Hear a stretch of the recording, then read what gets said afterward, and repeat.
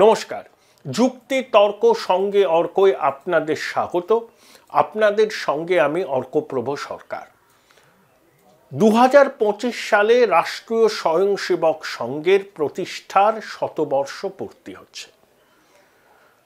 1925 সালে কেশব বলিরাম হেডগেওয়ার, যিনি একজন প্র্যাকটিসিং মেডিকেল প্রফেশনাল ছিলেন, তেলেগু ব্রাহ্মণ, কিন্তু জন্ম কর্ম সব নাগপুরে, তিনি আরএসএসের প্রতিষ্ঠা করেন। 1940 সাল পর্যন্ত তিনি ছিলেন সরসংঘ চালক। তারপরে তার স্থলাভিষিক্ত হন গোলওয়ালকার, যাকে সবাই গুরুজি বলে জানেন। 1940 থেকে 73 সাল পর্যন্ত মাধব এস গোলওয়ালকার আরএসএসের সরসংঘ চালক ছিলেন। 73 সাল থেকে 1994 পর্যন্ত ছিলেন বালা সাহেব দেওরাস। তিনি ল গ্র্যাজুয়েট এবং তিনিও মহারাষ্ট্রের।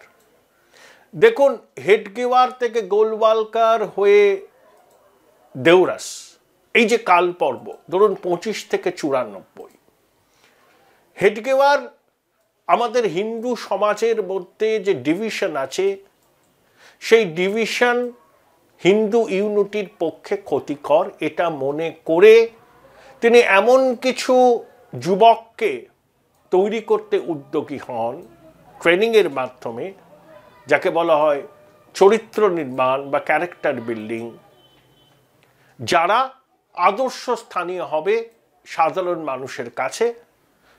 তাদের দেখানো পথকে অনুসরণ করে ভারতের যুব সমাজ, বিশেষত হিন্দুরা ঐক্যবদ্ধ হবে।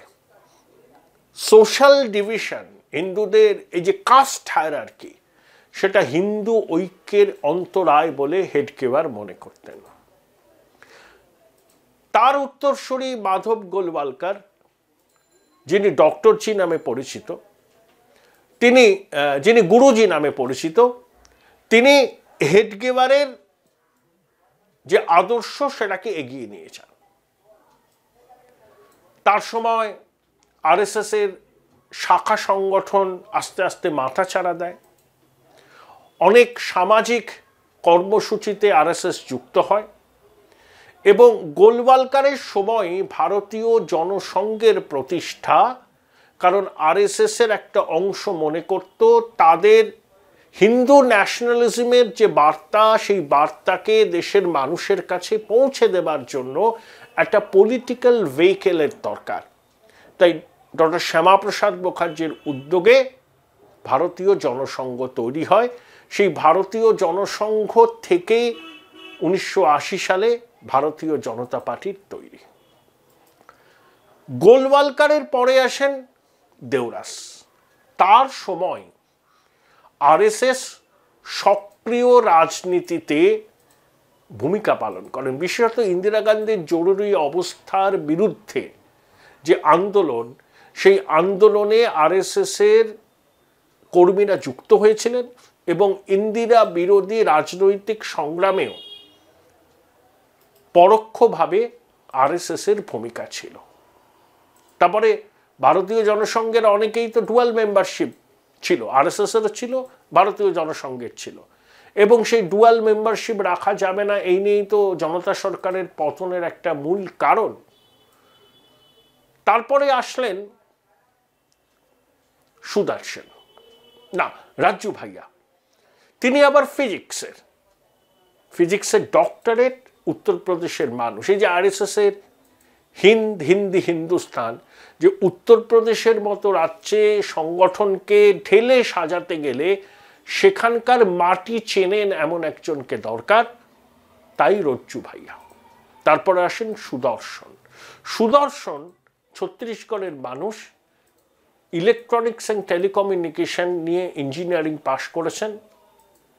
তার সময় বাজপেয়ীজির এনডিএ সরকার, সেই এনডিএ সরকারের পতন, আদবানিজির বিরোধী দলনেতা হওয়া এবং 2004 সালে পরাজয়ের পর সুদর্শন প্রকাশ্যে বলেছিলেন যে আদবানিজি এবং বাজপেয়ীজির মতো প্রবীণ নেতাদের দায়িত্ব ছেড়ে এবার তরুণ প্রজন্মের হাতে নেতৃত্বের ভার তুলে দিতে হবে। সুদর্শনের সঙ্গে অটলজির সম্পর্ক অম্ল মধুর ছিল। আর 2009 সাল থেকে এখনো পর্যন্ত সরসঙ্গ চালক আছেন মোহন ভাগবত, যিনি একজন পশু চিকিৎসক। এই ভাগবতই নরেন্দ্র মোদীর প্রধানমন্ত্রী প্রার্থী পদ সমর্থন করেন।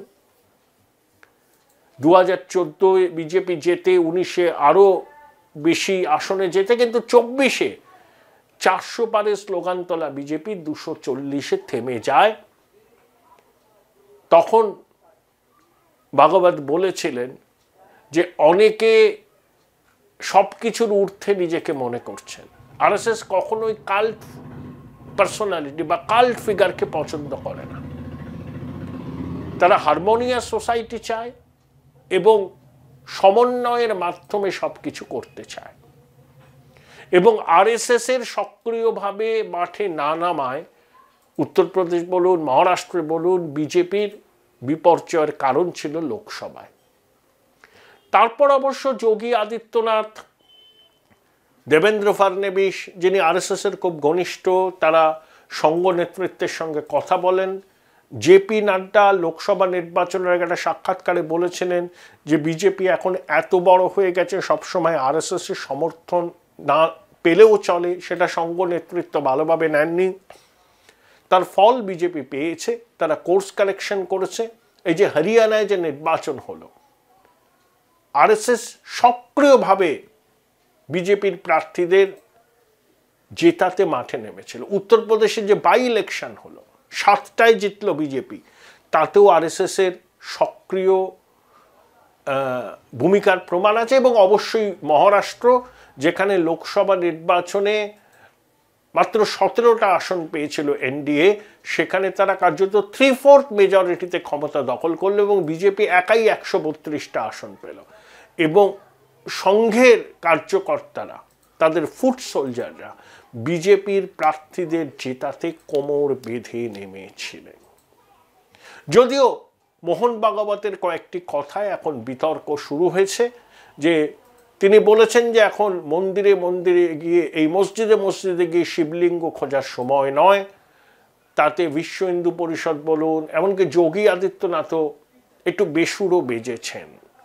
কারণ একটা নারা বিজেপি সার্কেলে খুব জনপ্রিয় ছিল বাবরি মসজিদ ধ্বংসের পর, ইয়ে তো পহলা ঝাঁকি হ্যায়, কাশী মথুরা বাকি হ্যায়। মথুরায় কৃষ্ণ জন্মভূমি পুনরুদ্ধার, কাশীর জ্ঞানব্যাপী মসজিদ পুনরুদ্ধার, এগুলো অনেক দিনের ঘোষিত এজেন্ডা। কিন্তু সংঘ বলেছিল রাম জন্মভূমি আন্দোলনের তারা যুক্ত ছিল, কিন্তু আগামী দিনে কোনো আন্দোলনের সঙ্গে তারা যুক্ত হবে না। যদিও সনাতনীদের আবেগ যদি এই মসজিদে মসজিদে গিয়ে শিবলিঙ্গ খোঁজার পক্ষে থাকে, তাহলে পরিবর্তিত পরিস্থিতিতে আরএসএস অন্যরকম ভূমিকা নিতে পারে। দেখুন, আপনাদের অনেকের মনে আছে 2015 সালের সেপ্টেম্বর মাসে মোদী সরকার ক্ষমতায় আসার 15 মাসের মাথায় দিল্লিতে একটা ওয়াইড পাবলিসাইজড কোঅর্ডিনেশন মিটিং হয়। এই কোঅর্ডিনেশন মিটিংয়ে আরএসএস এর সমস্ত শাখা সংগঠন ছিল এবং কেন্দ্রীয় সরকারের অনেক মন্ত্রী ছিলেন এবং প্রধানমন্ত্রী নরেন্দ্র মোদী ছিলেন, সরসঙ্গ চালকও ছিলেন। কন্টেনশাস পলিসি ইস্যু নিয়ে সেখানে থ্রেড বেয়ার ডিসকাশন হয়, কাটাছেড়া হয়। আগে আরএসএস তার বিভিন্ন অ্যাফিলিয়েটদের মাধ্যমে তাদের মনোভাব প্রকাশ করত এবং তারা প্রচার বিমুখ। কিন্তু আমরা প্রথমবার দেখলাম 2015 সালের সেপ্টেম্বর মাসে দিল্লিতে যে কোঅর্ডিনেশন মিটিং হয়েছিল, সেটা ওয়াইড পাবলিসাইজড। এবং আরএসএস এর মানুষজন মনে করেন যে নরেন্দ্র মোদী অনেক বেশি সচেতন, আরএসএস এর যে আদর্শ, সেই আদর্শকে সরকারি কাজকর্মের মধ্যে মিশিয়ে নিয়ে সরকারি নীতি প্রণয়নের লক্ষ্যে তিনি অনেক বেশি আন্তরিক এবং অনেক বেশি কমিটেড। দেখুন আরএসএস এর আমি 2017 সালের ফিগার বলতে পারি, লেটেস্ট বলতে পারবো না, 57,000 আপনার ডেলি শাখা হতো, যেখানে ওই চরিত্র নির্মাণ, ক্যারেক্টার বিল্ডিং। 14,000 উইকলি শাখা হতো আর 6,000 মান্থলি শাখা হতো। এই যে 57,000 ডেলি শাখা, সেখানে অন অ্যান অ্যাভারেজ 15 থেকে 20 লক্ষ স্বয়ংসেবক যুক্ত হতেন। আরএসএস এর আনুষ্ঠানিকভাবে 36টি অ্যাফিলিয়েট আছে। তাছাড়াও যাদের আরএসএস তাদের সহযোগী বলে আনুষ্ঠানিকভাবে স্বীকার করে না, কিন্তু তারা বকলমে আরএসএস এর অ্যাফিলিয়েট, এরকম অনেক কিছু আছে। আসলে আরএসএস তার জন্মলগ্ন থেকেই বা তার কিছু পর থেকেই এই অ্যাফিলিয়েটসদের উপরে নির্ভর করে তাদের মতকে ছড়িয়ে দিতে। এবং আরএসএস এর 6,000 প্রচারক আছেন, আমি 2017 ফিগার বলছি। আরএসএস এর সংগঠনে এই প্রচারকরাই এই অ্যাডমিনিস্ট্রেটিভ বডির শীর্ষে থাকেন এবং সহযোগী সংগঠনগুলোকে আরএসএস তাদের প্রচারকদের ঋণ দেয়। যেমন বিজেপির সংগঠন সম্পাদক পদটি, এটা কিন্তু আরএসএস এর জন্য একেবারে সংরক্ষিত। আরএসএস থেকেই একজন আসেন যিনি সংগঠন সম্পাদকের দায়িত্ব পান, সর্বভারতীয় বিজেপির সংগঠনে বলুন এবং রাজ্য ওয়ারি যে সংগঠন আছে বিজেপির, তাতেও এই সংগঠন সম্পাদকের পদটি বিজেপিতে খুব গুরুত্বপূর্ণ। Join Indian Institute of Hotel Management now. Right choice, right decision. RSS এর মূলত এই উল্কা সদৃশ্য উত্থান, তাদের স্বয়ংসেবকদের সংখ্যা বৃদ্ধি, তাদের শাখার সংখ্যা বৃদ্ধি, তাদের ইনফ্লুয়েন্স বৃদ্ধি, এটা কিন্তু পোস্ট লিবারালাইজেশন ফেনোমেনন, বিশেষ করে 9 দশক থেকে শুরু করে। আর এই সার্চটা মোদিজি ক্ষমতায় আসার পর থেকে। দেখুন আরএসএস বেশ কয়েকবার নিষেধাজ্ঞার মুখে পড়েছে। 1948 সালের ফেব্রুয়ারি থেকে 1949 সালের জুলাই পর্যন্ত মহাত্মা গান্ধীর হত্যাকাণ্ডে নাথুরাম গডসের নাম জড়িয়ে যাওয়ায় তারপর প্রমাণাভাবে আরএসএস এর উপর থেকে নিষেধাজ্ঞা প্রত্যাহার করা হয়। বাবরি মসজিদ ধ্বংসের পরেও আরএসএস এর উপর নিষেধাজ্ঞা হয়েছিল। তাই এই নিষেধাজ্ঞা যখন হয় তখন অনেক মানুষ আরএসএস এর থেকে পিছিয়ে যান, ইচ্ছে থাকলেও আসতে পারেন না, যোগ দিতে পারেন না, আরএসএস পারিয়া সংগঠন হিসাবে চিহ্নিত হয়। তাই ভবিষ্যতে যাতে এই ধরনের নিষেধাজ্ঞার মুখে না পড়তে হয়, সেজন্য আরএসএস ধীরে ধীরে রাজনীতিতে বিজেপিকে হোল হার্টেডলি সাপোর্ট করতে চায়। তারা মনে করে বিজেপি রাজ্যে রাজ্যে ক্ষমতায় থাকলে, কেন্দ্রে শাসন ক্ষমতায় থাকলে তাদের যে লক্ষ্য, সেই লক্ষ্য পূরণ সম্ভব হবে। দেখুন ইতিমধ্যেই রাম মন্দির তৈরি হয়ে গেছে, শতবর্ষের সাধনা রাম মন্দির স্থাপনা। কাশ্মীর থেকে 370-35 বিলোপ হয়ে গেছে। আজ না হয় কাল অভিন্ন দেয়ানি বিধি চালু হবে। 3 তালাক রদ হয়ে গেছে। এবং আরএসএস এর যে এজেন্ডাগুলো ছিল, সেই এজেন্ডাগুলোই পূরণ করেছে কিন্তু মোদী সরকার। বাজপেয়ী সরকার পারেনি, কারণ বাজপেয়ী সরকারের সেই সংখ্যাগরিষ্ঠতা ছিল না। তাই সেগুলো প্রয়োজনে ইমপ্লিমেন্ট হবে বলে বাজপেয়ীজি ওই বিতর্কিত বিষয়গুলোকে নিয়ে এগোতে চাননি। কিন্তু মোদিজি ব্রুট মেজরিটি ছিল প্রথম দুটো টার্মে, তাই তিনি আরএসএস এর দর্শনকে বাস্তবে রূপায়িত করতে পেরেছেন। দেখুন লিবারালাইজেশনের পরে এই উন্নয়নশীল দেশ ভারতের মানুষের মধ্যে একটা জিজ্ঞাসা তৈরি হয়েছিল, বলতে পারেন আইডেন্টিটি ক্রাইসিস, একটা অস্তিত্ব নিয়ে প্রশ্ন। সব কিছু বদলে যাচ্ছে, টেকনোলজিক্যাল ইনোভেশন, উদার আর্থিক নীতি, দেশি বিদেশি পণ্যে বাজার ছেয়ে যাচ্ছে, বড় বড় বিদেশি কোম্পানি ভারতে বিনিয়োগ করছে। যখন আরএসএস যখন পরিবার, ভ্যালু, এইসব কথাগুলো বলে, তখন যারা আইডেন্টিটি ক্রাইসিসে মুখোমুখি হয়েছেন তারা অনেক বেশি আরএসএস এর স্মরণে এসেছেন। যেমন মার্টিন লুথার 1600 খ্রিস্টাব্দে চার্চের দুর্নীতি আর ইমপ্রপ্রাইটির বিরুদ্ধে আন্দোলন করেছেন, অনেকে তাকে সমর্থন করেছিল, মার্টিন লুথারেরও কিন্তু এই আইডেন্টিটি ক্রাইসিস ছিল। তখনকার সময় টেকনোলজিক্যাল অ্যাডভান্সমেন্ট, সমাজ বদলে যাচ্ছে, মার্টিন লুথার অস্তিত্বের সংকটে ভুগছিলেন, তাই তিনি চার্চকে আক্রমণ করলেন, চার্চের দুর্নীতির বিরুদ্ধে সরব হলেন। তিনি দেখলেন তিনি যে কথাগুলো বলছেন অনেক মানুষ তাকে সমর্থন করছে, কারণ তারা একই রকম আইডেন্টিটি ক্রাইসিসে ভুগছিল। তাই পোস্ট লিবারালাইজেশন ভারতবর্ষে মানুষের কিন্তু একটা আইডেন্টিটি ক্রাইসিস হয়েছে। এতদিনের অর্থনৈতিক ব্যবস্থা বদলে গেল, দুনিয়া উন্মুক্ত হলো, বিশ্বায়নের কথা বললাম আমরা, তার অভিঘাত তো পড়েছে, ভ্যালু সিস্টেমের উপর পড়েছে, পরিবারের উপর পড়েছে। তখন আরএসএস যে কথাগুলো বলতো,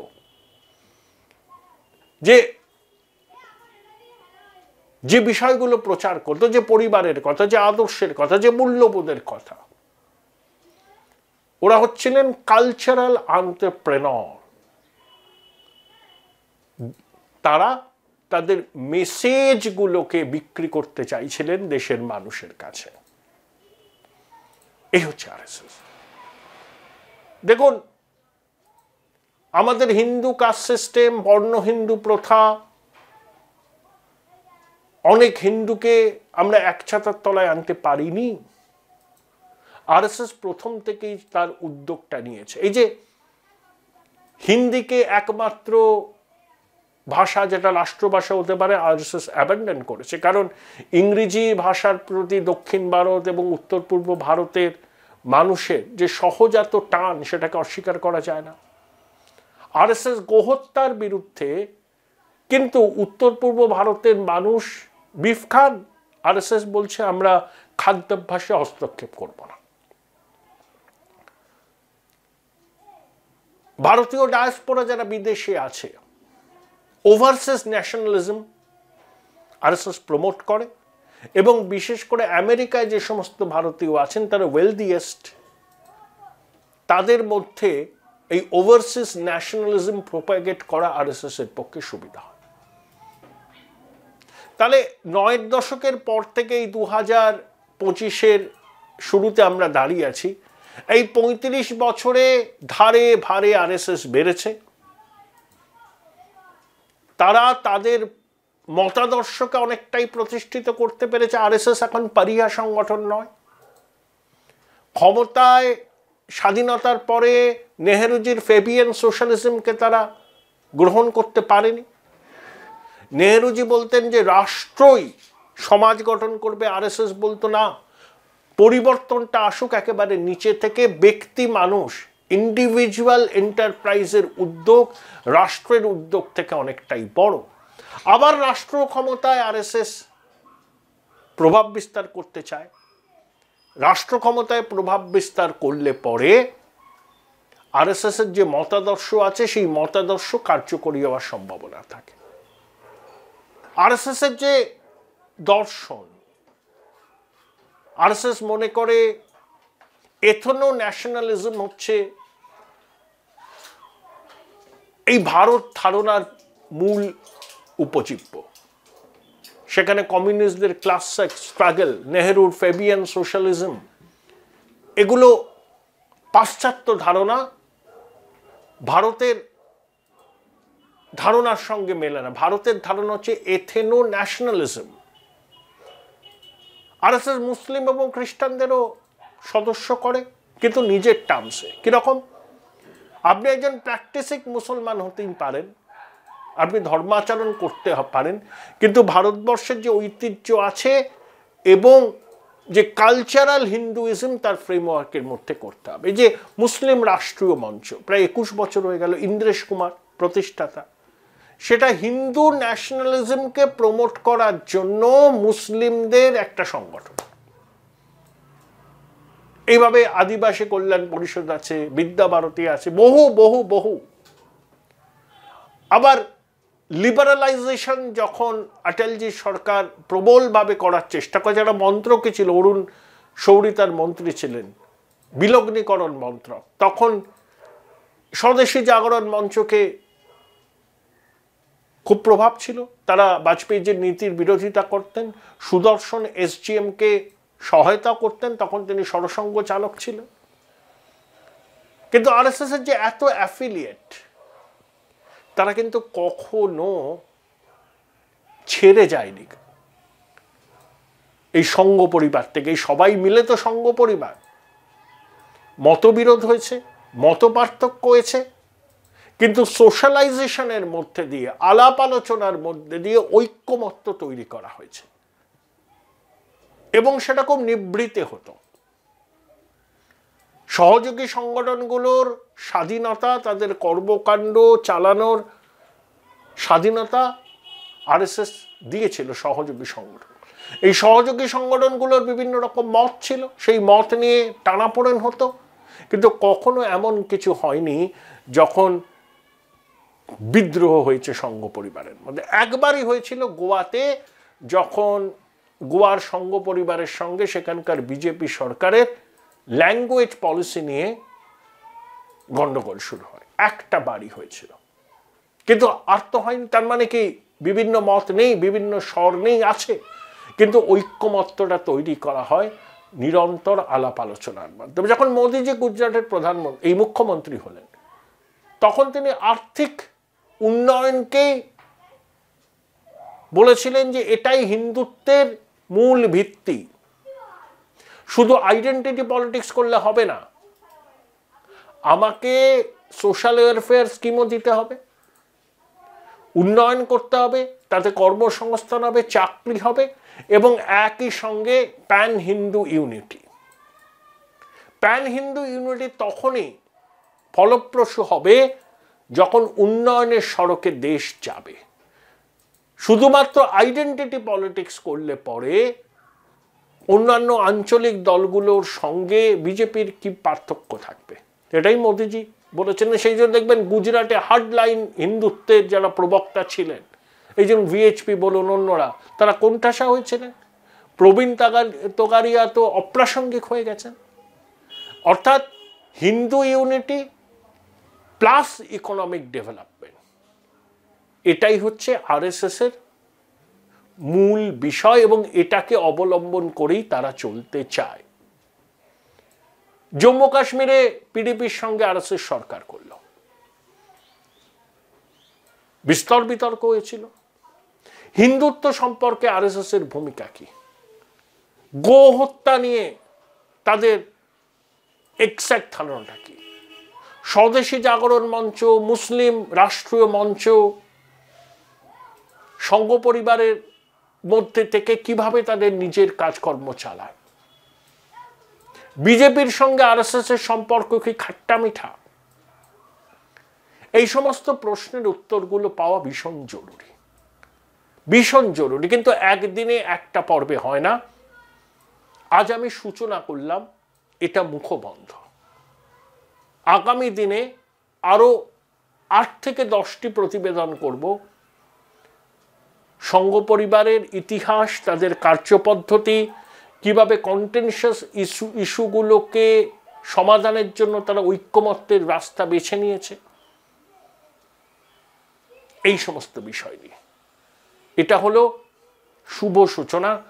আপনারা কমেন্ট বক্সে লিখে জানাবেন কেমন হলো। শতবর্ষ একটা প্রতিষ্ঠানের পক্ষে খুব বড় ব্যাপার। 1925-এ পথ চলা শুরু, পরাধীন দেশ, আর 2025 যখন কেন্দ্রে নরেন্দ্র মোদী 3বারের জন্য ক্ষমতায়, আরএসএস এর দীর্ঘদিনের লালিত স্বপ্ন অনেকগুলোই পূরণ হয়েছে। আগামী দিনে সেগুলো পূরণ করার ক্ষেত্রে তারা বদ্ধপরিকর। সেই সব নিয়েই আগামী পর্বে আপনাদের বলবো। সবে শুভ সূচনা হলো আজ।